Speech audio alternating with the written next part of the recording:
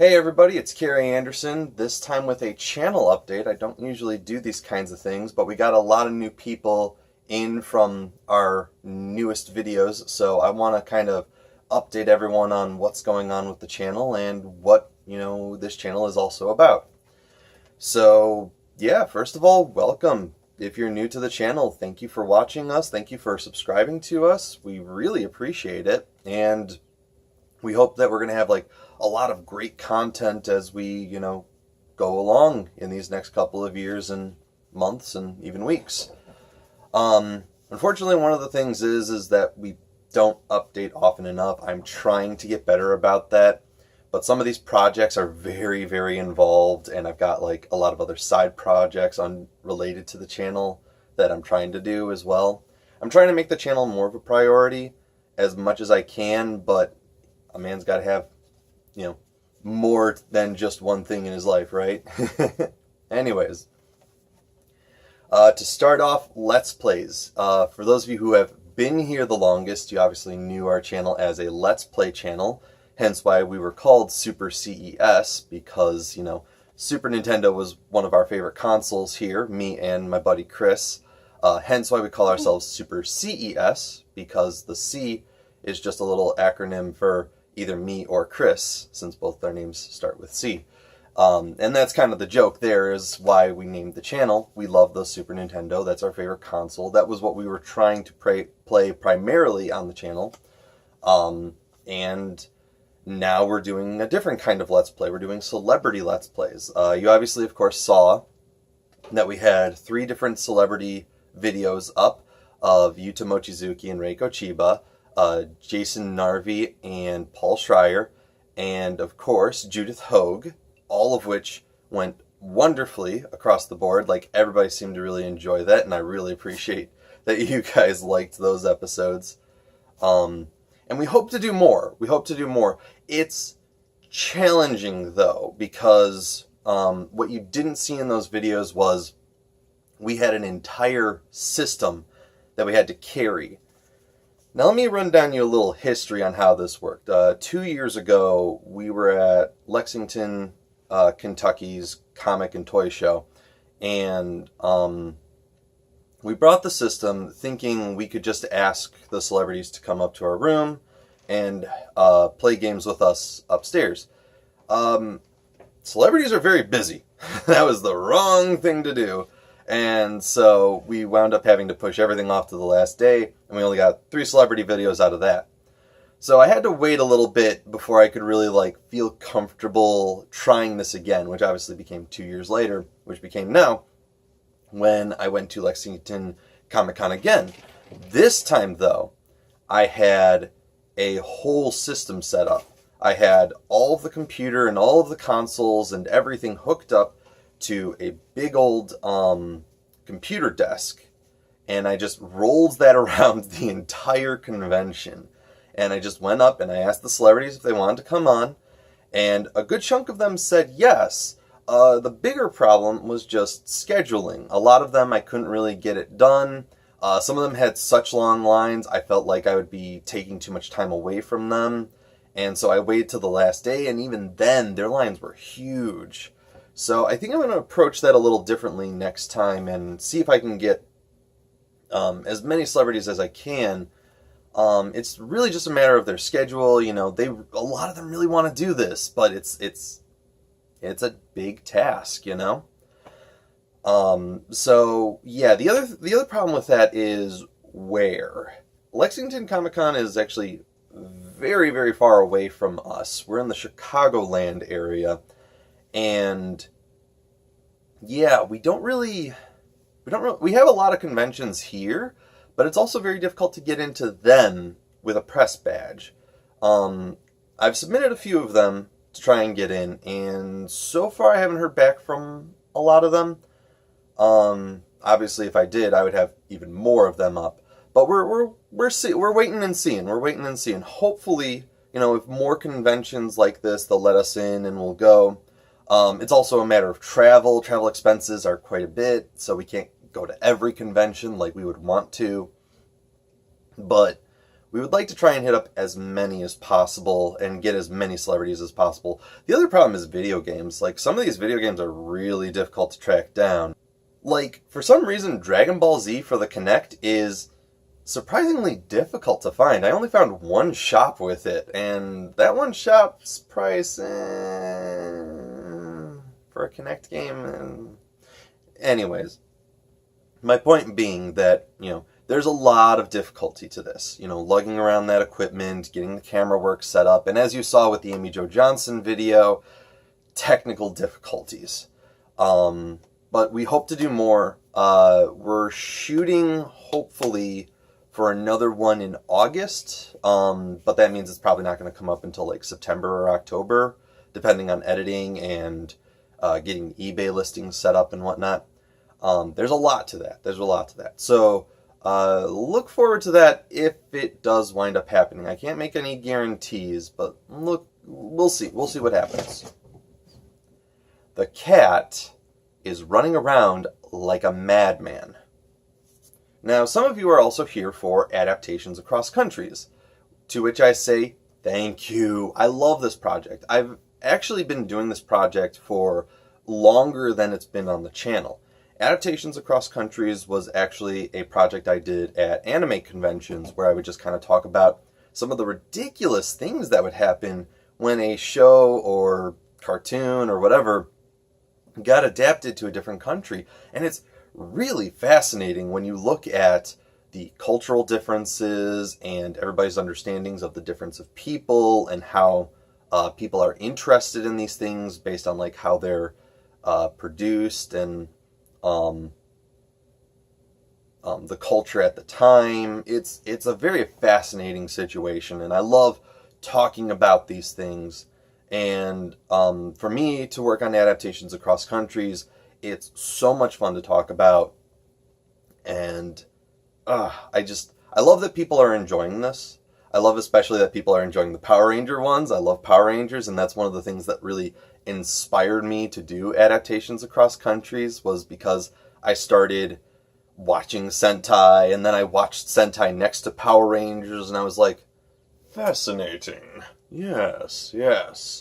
So, when I did the Adaptations Across Countries panel, it was a big deal for me to really talk about these things, and then I found out that there's even more crazy adaptations going on out there. And so I kept on talking about it and kept on talking about more. And I'm still doing that to this day.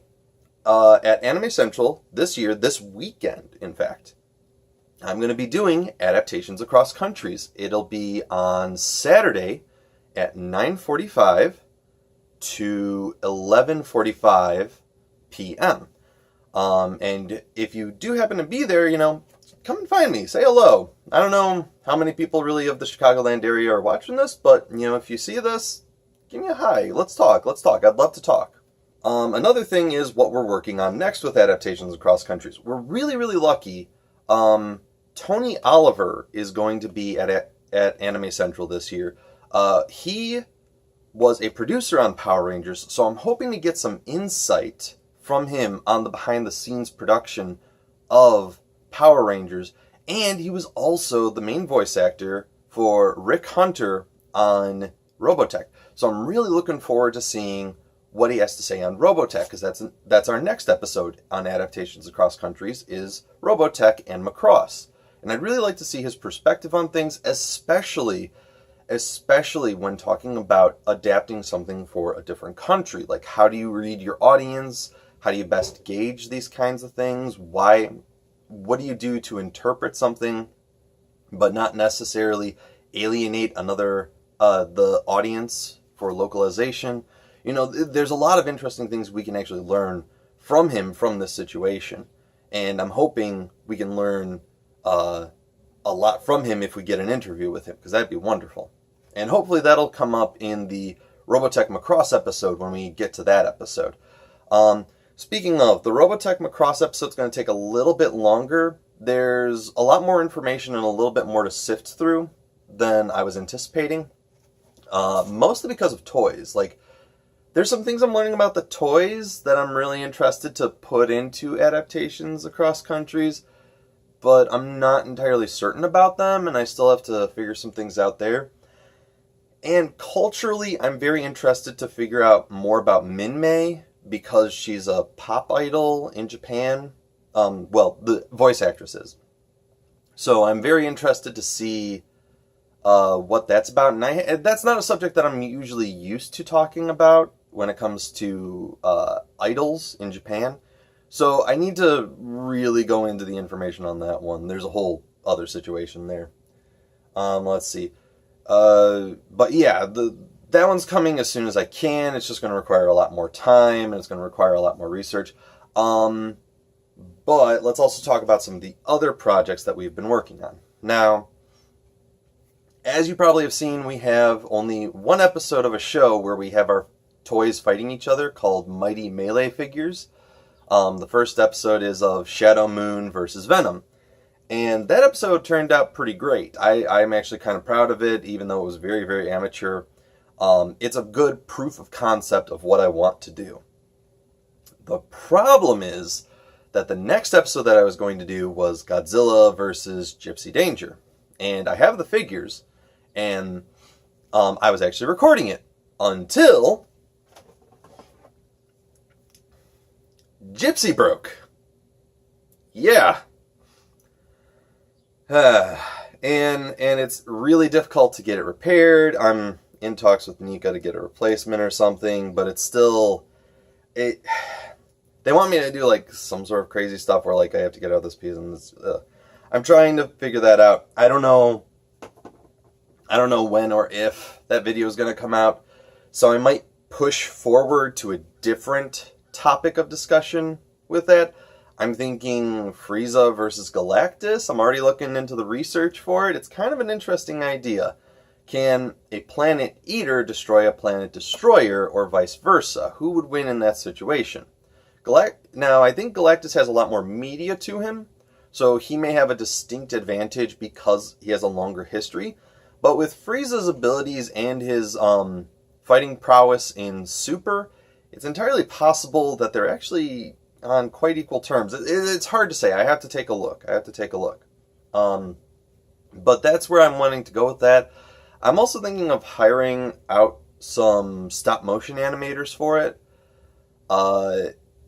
I want to give it as best a production as possible, and I see a lot of really good amateur stop-motion people working, and I want to give them a chance to work on it, maybe, but it depends. I want to make this, like, elegant, but I also want to make it fun, but I also don't want it to take too much time, and stop-motion is a lot of work. That's why I did the, puppetry thing. Hold on. That's why I did the little puppetry thing, like I do. So it's really difficult to say how far this is going to go. But we'll see where that comes down the line. There's still a lot of other projects working on here, so just let me know if you even care about Mighty Melee Figures. All right. Next is Internet Animatics. Now, those are very, very short, so they're very easy to make. And that one's a direct collaboration between me and Chris. He's doing all the illustrations. And Britt, Catriny, we're all working together on this one. I'm doing the editing and some of the voice work. Catriny is helping find more stories from the internet to put into Internet Animatics. And Chris is doing the illustrations. And we're working really hard on that one, mostly because it's so easy to do. We can, shoot them out very fast. But it's always, one of those smaller things that you don't think is going to take as much time, but kind of does, because it's easy to kind of fall to the wayside for the bigger projects. But we're trying to really make sure that the projects themselves don't wane in quality. So. We want to try and get that done as a weekly thing, but we're not even certain we can do that. It's very much a work in progress, but Thursday, look forward to a new one of those. Now, we've also had talks about working on other projects. for the in-between time while I'm doing research into Robotech and Macross, I'm going to put up another video on video games, a very specific video game thing that's very close to my heart because I just find it so fascinating. And hopefully this will be the start of a new series as well that maybe you guys would like. I really like it just because I love this like obscure minutia of, you know, video games and all that stuff. And hopefully you'll enjoy it too, but I'm not sure. And let's see what else.